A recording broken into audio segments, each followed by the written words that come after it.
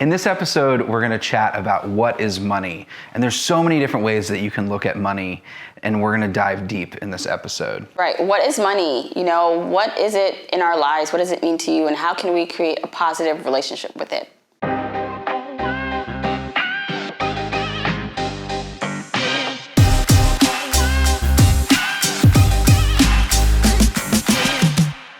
I'm really excited about this conversation. It's one of my most favorite topics, and I think it's one of the most misunderstood topics. What is money? Let's dive deep into it. What is money to you? Right, that's a great question. I think money for a lot of us is having options. It's having options and freedom to do the things we want in life. Yep. So it's more of a tool to get what we want. So what do we want? What do I want? Is I want to do the things I love, spend time with the people I love, and feel like I'm bringing my purpose into this world. Sure. When you don't have money, it impacts how you do all those things. Yeah. And so that tool, money, using it as a tool to get what you want, is really kind of what we're all after. Yeah. To me, money, I kind of look at it, it's really just a human invention. And it was something that was originally created as a means of exchange. I'm going to do this and I'm going to give you this chicken and I'm going to pay you this for that chicken. I think that a lot of people only think about it as a means of exchange. And that's one of those mindsets that often holds us back. Because money, it's really a human invention. It's something that, in our society, we embed it with so much power. It's the more money you have, the more successful you are, the more powerful you are.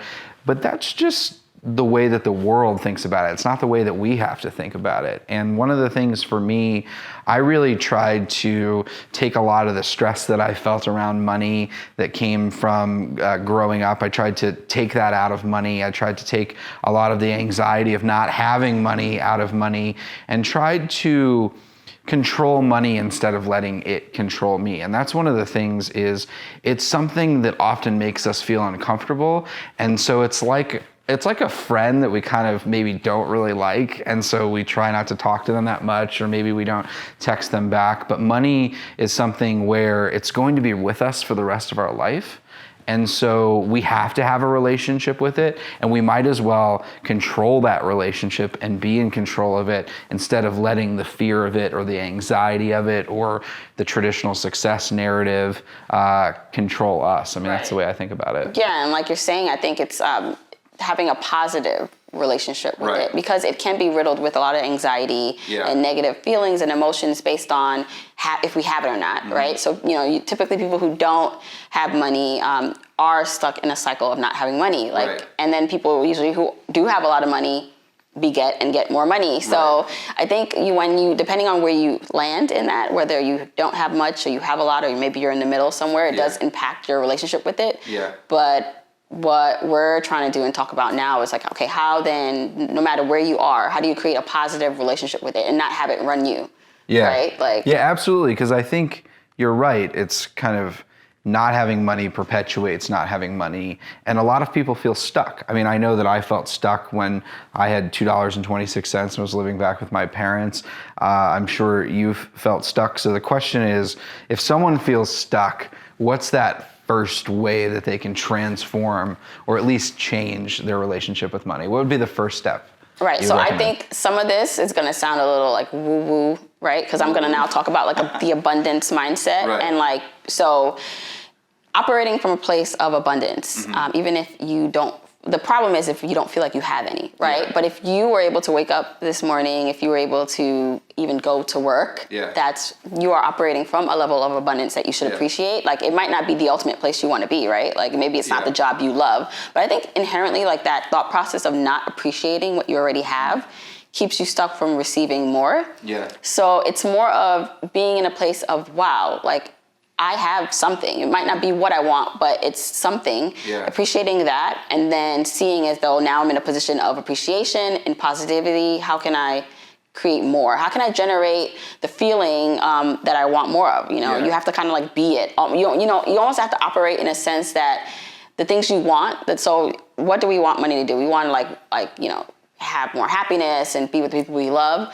So it's almost operating in that place first. So becoming happy, like being with the people you love and being more positive will then help you now develop a mindset in which you have clearer goals. Maybe, you're more excited to go out into the world and pursue your talents. So like begets then like this more abundance like mindset. So it's like becoming more abundant and appreciation of your things then now allow you to get more of it. Yeah, I think that's a great starting point because I think about money as kind of two sides to a coin, and oftentimes the world tells us, or personal finance experts tell us, that we should start with the numbers, that we should, let's look at your expenses, let's look at your budget. And to your point about the abundance mindset, I personally think that budgets reinforce a scarcity mindset.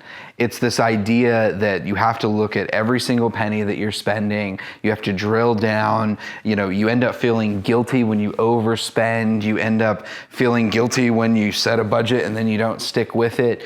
But in reality, it's often those small things that we buy, whether it's a glass of wine or, go into the movies with our family or even, just inexpensive things. It's often those small things that give us the most joy in life. You know what I mean? It's like after a long day, you want a glass of wine, or you get up in the morning and just that cup of coffee makes you really happy.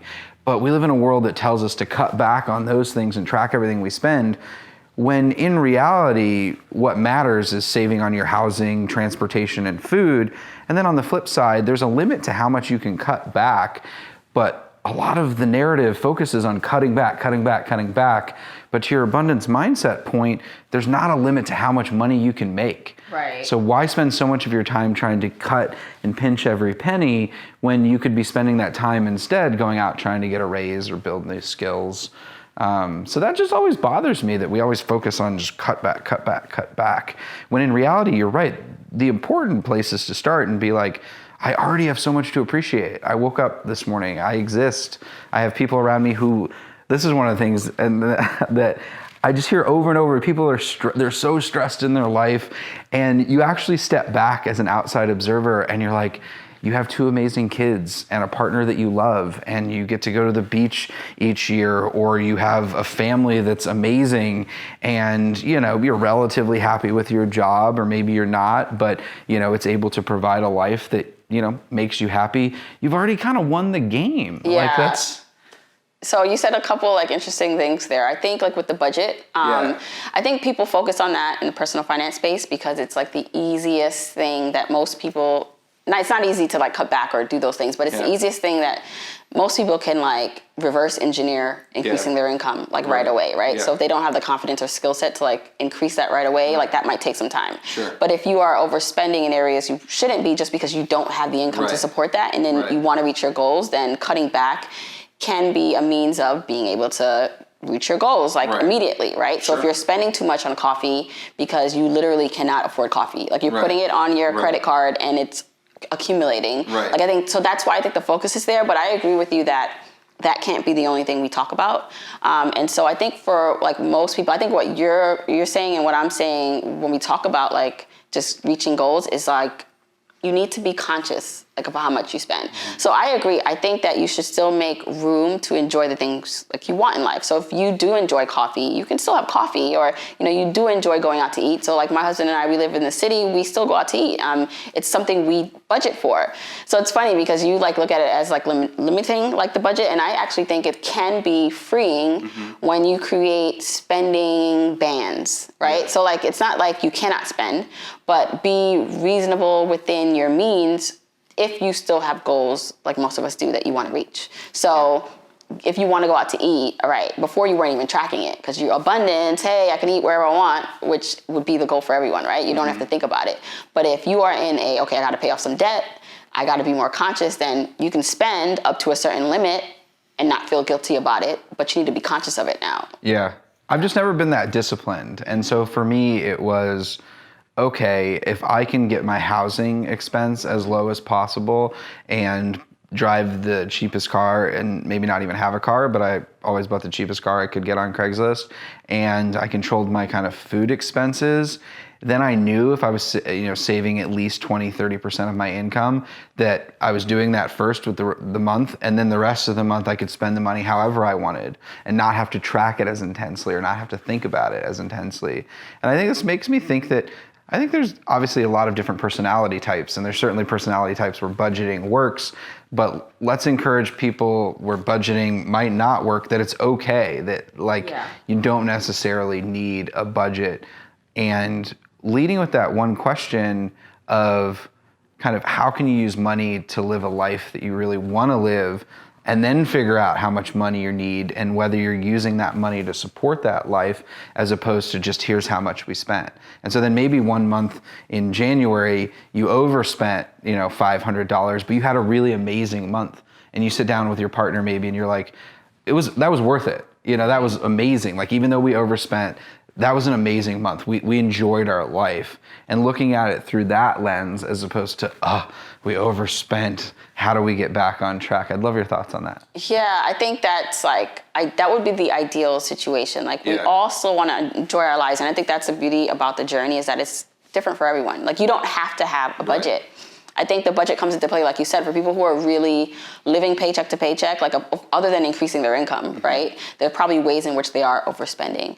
But in the ultimate scheme of things, we all don't have to do it the same way. We all don't even have to budget the same way. They're like you said. Or even budget. Or budget, right? I think you really have to understand what your strong points are. You might be someone that needs more discipline versus someone who likes more freedom. And so you need to tailor your financial journey to that. And there's so many voices in the finance space where you can find someone who is showing you the way in the way that you can relate to and appreciate.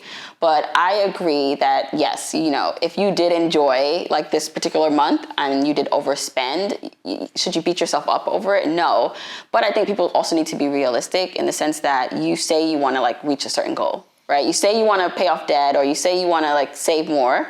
And so in the same regard of you enjoying yourself a little bit, it's not a problem. But if it's going to be competing with your goals in that sense, then you have to be real with yourself and say, okay, am I willing to delay this goal because that going out is that enjoyable to me? And for some people, it's yes. And if it's yes, that's fine. But what I want more people to do is be more conscious of that decision, because so many people are just spending without even thinking about it and wondering why they are not moving ahead in their finances. And it's a little uncomfortable at first. I mean, no matter what path you take, it's going to be uncomfortable. One of the questions I've wanted to ask you, because I so strongly believe it, but you might not, is I really think that money is a reflection of who you are. It's how you're choosing to spend your life energy. It's what you're giving to the world, what you're buying, what you're purchasing. Do you agree with that? You mean what you spend and how it... how you spend your money is a reflection of who you are. I think so. I mean, if you tell people, show someone what you spend the most on, and that's typically what you value, right? Yeah. So some people maybe, spend a lot on housing because they really are into where they live. It's important for them to be close to, I don't know, where they work and all these things, that's fine. For me, if I look at the way I spend money, so I could care less about clothes. When I was in my 20s and, I didn't really have a financial plan, I bought more expensive things. And I have no judgment for people who spend on expensive things. I probably will, buy a nicer, I don't know, some jeans or something soon. I don't know. I don't limit myself to what I should and shouldn't do. Right. But in this season of my life, I find more value in experiences. And so it's more of, okay, what can I do with my kids? Not necessarily buy them things, but what can we do as a family, or my husband and I, we like going out to eat. So, living in New York, not being able to just $2 cocktails are not a thing. It's $15 sometimes. Yeah. So someone could look at me and say that's ridiculous. Yeah. But if it's a night out that my husband and I can enjoy together, that matters. Mm-hmm. And so, yes, I think how you spend will show you and other people kind of what you value. But I also think that for a lot of people, spending also covers up a lot of holes in their life. Mm-hmm. I mean, it doesn't really. Yep. It's almost like you're trying to fill this void that's never going to be filled. Yep. And so being aware of that, because the more money you make, sure, you can reach your goals, but it doesn't fix things. Yeah. So the same issues you had when you were making $30,000 are going to be the same internal issues you have when you're making $160,000 or $200,000, except for maybe now the price to pay or the mistakes you make will be larger at that level. That's such a great point. You really carry yourself no matter where you are. And I think we live in a world where it's celebrated and we believe that we have to chase that next promotion or that next raise or that bonus or that job title. And we externalize, we're always chasing something. And it's much tougher to kind of stop and look within and ask the question, like, do I really want to be doing this? Like, am I just doing this because everyone says that I should, or my parents invested all this money in me, or I'm going to let someone down? Like, do I really want to be doing this? Why am I chasing this thing? And oftentimes it's so much easier to chase something than it is to stop and ask yourself that question, which forces you to engage with who you really are. And maybe you're going to ask that question. And this is one of the things I've talked about and people have asked me is like, what if I don't know what makes me happy? What if I don't know my purpose? What if I don't know my why? And so all of the world telling me you need to find your why, you need to find your purpose. It's annoying. Like, I don't know. It's annoying. Yeah, it's annoying and it puts stress. It puts stress. Yeah. But oftentimes we need space and time with which to figure that out. And even if you don't know, that's okay. Just the fact that you're asking that question, that you're being mindful of it, that is really, I think, the starting point in a lot of cases around reframing and changing your relationship with money. It's, saying, do I really need all these things? Why do I think that I need? Why do I want all these things? And when you lead with that question, then you naturally are going to probably spend less, or at least you're going to maximize, your experiences or how much joy you have. And the thing I hear is just to, not be so hard on yourself and live your own life. Don't try to live someone else's. And for me, interestingly, I always thought like, oh, if I had all this money, I would buy all these things, I would have all these things. But the irony is actually the more money I've made, the less I spend and the less I want to spend, because just simply having the ability to buy something was enough for me. Yeah. And that was something I never could have expected when it came to money. And so just giving yourself permission and realizing that this is a relationship and your relationship can change and probably will change and grow. And don't be so hard on yourself, I think. It's a journey. So, and with that said, there's no like definitive answer that's going to be the same answer today as it is even a week from now or even tomorrow. Yeah. So the things you value, the things you want to spend on can change as your life progresses. Or, I think for a lot of people, it almost seems with this whole like journey to like improving their finances or getting the things they want and having more options in their life, it's hard because you sometimes don't know the correct path, right? You don't know if you're spinning your wheels, if you're going to make the wrong move. And it's more of, you're probably going to make a mistake. You're probably not going to do everything right. Sure. I don't do everything right. There are things I need to like go log into like my 401k. I would need to roll over my 401k into like my outside like account now. Like I need to do that. It's not something I still haven't done since leaving my job. But again, like just that's to say like no one does this perfectly. Yeah. So just cut yourself slack. Yeah. It's a journey and you're not going to have it all figured out and the right answer right away. And often good is good enough for right now, and just being open and honest with yourself about your relationship with it and being mindful. Sounds like it's all really about being mindful.